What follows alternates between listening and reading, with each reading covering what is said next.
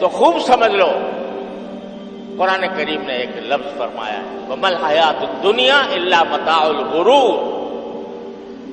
دنیا کا جتنا ساز و سامان ہے، چاہے وہ جائیداد منقولہ ہو غیر منقولہ ہو، یہ سب دھوکے کا سامان۔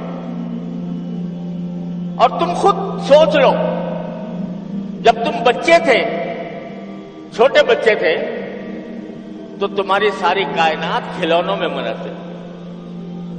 اگر کسی بچے سے اس کا کوئی کھلونا چھین کے لے جائے تو کیا سمجھے گا؟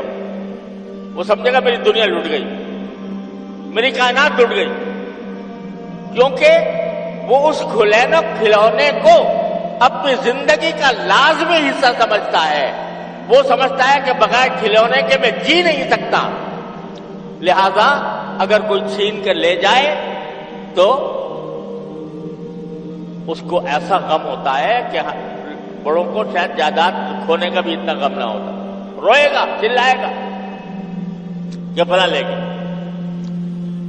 جب تم بڑے ہو جاتے ہو اور اپنے بچپن کے قصے یاد کرتے ہو تو کیا ہوتا ہے؟ ہنسی آتی ہے کہ نہیں؟ کہ بھئی کس چیز پر ہم جھگڑتے تھے؟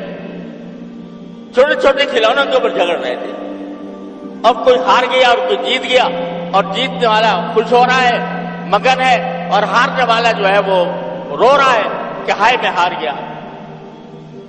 تو اب بڑے ہو کر میرے والد ماجد رحمۃ اللہ علیہ خود اپنا قصہ سنایا کرتے تھے کہ پہلے زمانے میں ایک کھیل ہوتا تھا کہ یہ سرکنڈے ہوتے ہیں، سرکنڈے، وہ اس طرح کسی زینے پر ایک بچہ اپنا ڈالتا تھا، ایک دوسرا اپنا ڈالتا تھا، جس کا پہلے پہنچ گیا وہ جیت جاتا تھا، اور جیتنے کے نتیجے میں وہ دوسرے کا سرکنڈا قبضے میں کر لیتا تھا۔ تو حضرت والد صاحب فرماتے ہیں، میں ایک مرتبہ بچپن میں میرے چچا زاد بھائی تھے، وہ مجھ سے بڑے تھے، ان کے ساتھ وہ سرکنڈوں کا کھیل کھیل رہا تھا۔ تو فرمایا کرتے تھے کہ میں کھیل میں تو ہمیشہ پچھڑ ہی رہا، تو اس واسطے جب میں نے وہ کھیل شروع کیا تو میرے جو بھائی تھے وہ میرے سارے سرکنڈے جیت لیے انہوں نے۔ میں ہارتا چلا گیا اور وہ میرے سرکنڈے قبضے میں سے۔ فرماتے ہیں مجھے آج تک یاد ہے وہ غم اور صدمہ اس کا کہ میری کائنات لٹ گئی۔ یہ ہر شخص کے ساتھ پیش آتا ہے، کوئی دنیا میں ایسا نہیں ہے جس کے ساتھ یہ واقعہ پیش نہ آتا ہو۔ لیکن بڑے ہونے کے بعد جب اس واقعے کو یاد کرتے ہو تو ہنسی آتی ہے کہ نہیں کہ ہم کیسے بیوقوف تھے، کس چیز کو اپنی مال و متاع قرار دے رہے تھے، کس چیز کو اپنی کائنات سمجھے ہوئے تھے، کتنے بیوقوف تھے۔ اب آج بیوقوفی پہ ہنستے ہو۔ جب بندہ ذرا بڑا ہوتا ہے،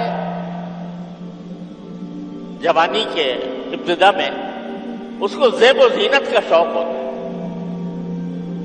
کہ بھئی میرے کپڑے شاندار ہوں، اعلیٰ درجے کے ہوں، فیشن کے مطابق ہوں، اس طریقے سے ٹوٹی ہوئی نہ ہو، میں ایسا چشمہ پہنوں، میں ایسی ٹوپی پہنوں، میں ایسے دیکھنے میں اچھا نظر آؤں۔ جب میری عمر کو پہنچ گئے تو وہ ساری زیب و زینت کا جو شوق تھا وہ فنا ہو گیا۔